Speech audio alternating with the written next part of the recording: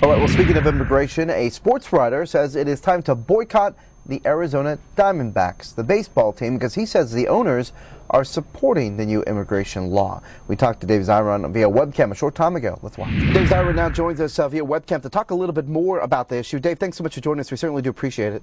Thank you so much. Let's start first with, I guess, your proposal to boycott anything and everything Arizona Diamondbacks. What's up with this? Well, it's not just to boycott everything with the Arizona Diamondbacks, because I'm not going to boycott stories about people protesting outside the stadium where Arizona goes on road trips, because they've really become the traveling roadshow for SB 1070, the anti-immigrant Arizona law. And what makes the Arizona Diamondbacks so potent to target is because their owner, a gentleman by the name of Ken Kendrick, he's actually one of the big financial backers of the state Republican Party. Now, in the last day, Kendrick has even issued a statement coming out against SB 1070, but I think for people organizing the protests, and there have already been protests in a number of cities, it's really a question of he's now got to stand up and say, I'm not going to give one more cent to the state Republican Party as long as SB 1070 is law. Plenty of questions to get the Major League Baseball to pull out their spring training from Arizona because of the passage of this law. And there's a lot of Latino players that are part of Major League Baseball. Do you think something like boycotting the Diamondbacks, even helping out with this push to get spring training out of Arizona, will work in overturning this law? Well, it could work because, first of all, there's precedent for this in Arizona. Arizona famously in the early 1990s was the last state to approve recognition of Dr. Martin Luther King's birthday. And one of the things that turned the tide in Arizona was the fact that the National Football League, which is hardly a radical organization, said that they would not put the Super Bowl in Phoenix as they had planned.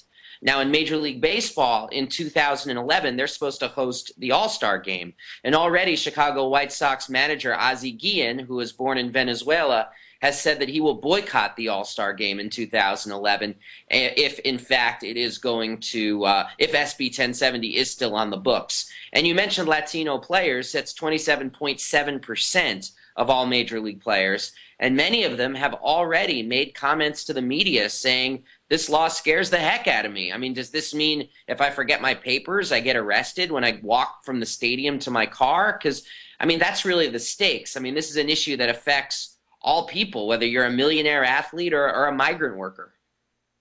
Talk specifically a little bit more about the Diamondback owners and their role in Republican politics in Arizona. One, have you had a chance to talk to them about their support of Republicans and this issue in particular? And if so, have they said anything? Yeah, they've only issued two statements. They've given no interviews to the press, despite repeated efforts by myself and others.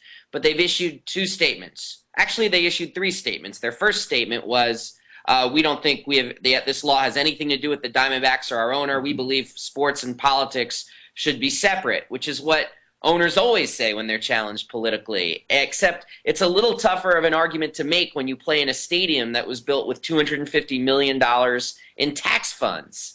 Then it becomes this question of, okay, you're taking this money from the public trough for a stadium, and then with your other hand, you're using it to support politicians who push very radical legislation like SB 1070. And I would argue that it is, in fact, yes, radical legislation. Now, as for the statements that they have made, they issued one statement where their PR flack made clear that Ken Kendrick does not support SB 1070. And then they issued a second statement that said, well, the legislation is a shame, but this is what happens when the federal government does not act, and the federal government needs to pass real immigration reform. Now, all of that is fine and good, but it doesn't change the fact that Ken Kendrick is still supporting politicians, and frankly, it doesn't change the fact that the Arizona Diamondbacks really have become the expression nationally for people who are upset about this bill. Because remember, a boycott's been called of Arizona by several state representatives. And most of us, though, are not about to vacation there or retire there. I've got a few years before my own retirement age comes up. Yet protesting the Diamondbacks actually is something concrete and real that people can do to make sure that this issue stays alive on a state-by-state basis and not something that's just hidden in the Sun Belt. What do you say to Major League Baseball fans who obviously are loving the game? They follow probably the Diamondbacks, probably a lot more teams certainly throughout the season. What do you say to them? How do you convince them to take this initiative to actually do a boycott of this team in particular? Well, it's interesting. I mean, as far as the protests that are happening outside of stadiums, they're not asking fans who are going to the game to boycott, to turn away. I mean, and that would be kind of a silly strategy, first and foremost, because most people buy their tickets in advance over computer, so it's not like that would have any real effect.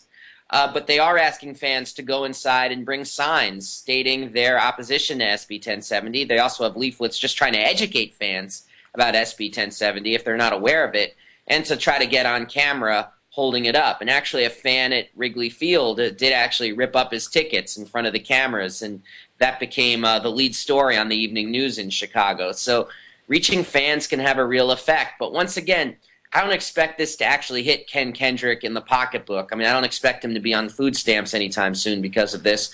But I do expect him to respond even more. So far, he's issued 2 statements. He would not have issued those statements without the public pressure. We now need to keep the pressure on and have him say something about the fact that he will cease his financial support for legislators if they do not overturn this bill. That's called putting your money where your mouth is. I'm curious, Dave. You're a journalist, obviously, an author as well, a radio talk show host as well. But why take a stand on this? Why is this important to you? Well, you know, in the late 1960s, a poet was invited to the White House during Lyndon Johnson's presidency, and he refused to go, and it was during the Vietnam War, and he said, "When the bombs drop, the poetry stops." And I think this is a similar moment. What's happening in Arizona is so unbelievably unjust to me, and it offends me on such a personal and visceral level that you can't just pretend that baseball is all fun and games and we can just go out to the park and forget about the real world, because Ken Kendrick's not forgetting about the real world. The people who are paying the tax dollars to pay for a stadium are not forgetting about the real world. Hell, the people who have been migrant laborers in Arizona who have undoubtedly worked on that stadium and undoubtedly worked for the Diamondbacks, I mean, it's not a forgotten issue for them. Players on their own team, like Rodrigo Lopez, I mean, it's not an issue for them. It's an issue for them when they even have to walk for their car after the game. So, yes, sometimes the sports writing's got to stop, and sometimes even sports writers have to take a stand. Interesting stuff. We want to know what you think about it. Make sure to hit us up on Facebook or Twitter. Just search Macalo NBCLA. I'm Macalo Medina, News Raw.